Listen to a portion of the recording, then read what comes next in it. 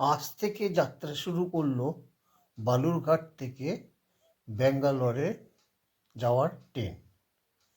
এই দেখতে পাচ্ছেন বালুরঘাট স্টেশনে দাঁড়িয়ে আছে নতুন চকচকা, ঝাঁ চকচকা বলা যায়, ট্রেন দাঁড়িয়ে আছে। এই ট্রেন ছাড়লো। এখন ট্রেন বালুরঘাট স্টেশন থেকে ধীরে ধীরে ব্যাঙ্গালোরের উদ্দেশ্যে রওনা দিয়েছে।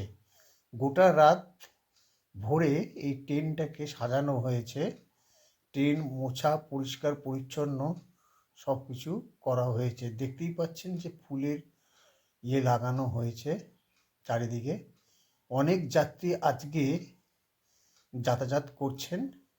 এরপরের থেকে এই ট্রেনটি দুপুর 1:45 আর ছাড়বে না। এটা উদ্বোধনের সময় ছিল। এই ট্রেনটি আসতেছে শনিবার 5:15 AM। এই সময় বালুরঘাট থেকে ছাড়বে।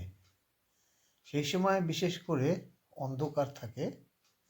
এই অন্ধকার সময়ে এই ট্রেনটি বালুরঘাট স্টেশন থেকে ছাড়বে।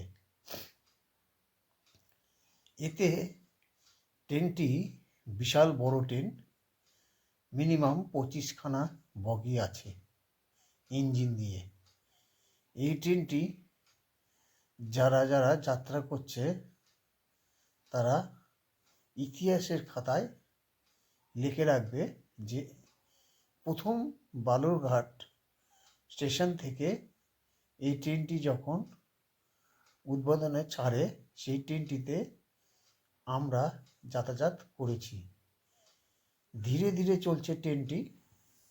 দেখতেই পাচ্ছেন চারিদিকে বেলুন লাগানো হয়েছে এবং ফুলের লাগানো হয়েছে। খুব সুন্দর ব্যবস্থা এই ট্রেনের ভিতরে। LHB কোচ একদম প্রথম থেকে শেষ পর্যন্ত। এতে 4টি জেনারেল বগি আছে, 8টি AC বগি আছে, 8টি হচ্ছে স্লিপার বগি আছে, একটি হচ্ছে বিকলাঙ্গ বা মেয়েদের হচ্ছে বগি আছে, একটা জেনারেটর আছে। সব মিলিয়ে 24 থেকে 25খানা বগি আছে। কি সুন্দর লাগছে ট্রেনটিকে, চকচকা এবং দেখতে খুব সুন্দর ট্রেনটি। এই ট্রেনটি হচ্ছে বালুরঘাট এবং দক্ষিণ দিনাজপুরের যত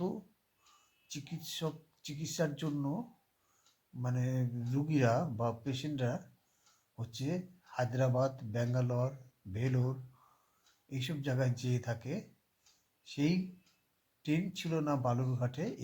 তাই বালুরঘাটের লোককে খুব কষ্ট করে হয় মালদা নয় হাওড়া থেকে ট্রেনটা ধরতে হতো। কিন্তু এখন আর হাওড়া বা মালদাতে আর যেতে হবে না।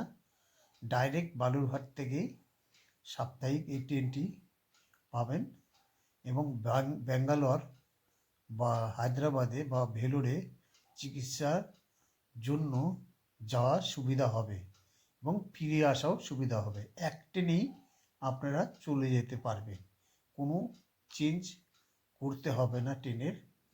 এই ট্রেন হচ্ছে মাসে অন্তত পক্ষে 4 থেকে 5 দিন যাবে, কিন্তু টিকিট পাওয়া নিয়ে এখন বিশাল ব্যাপার। যেহেতু ট্রেনটি একদিনই চলবে সেহেতু এতে টিকিট আগের থেকে বুকিং করতে হবে, না হলে পরে টিকিট পাওয়া যাবে না। এই মাত্র ট্রেনের বগি দেখতে পাচ্ছেন।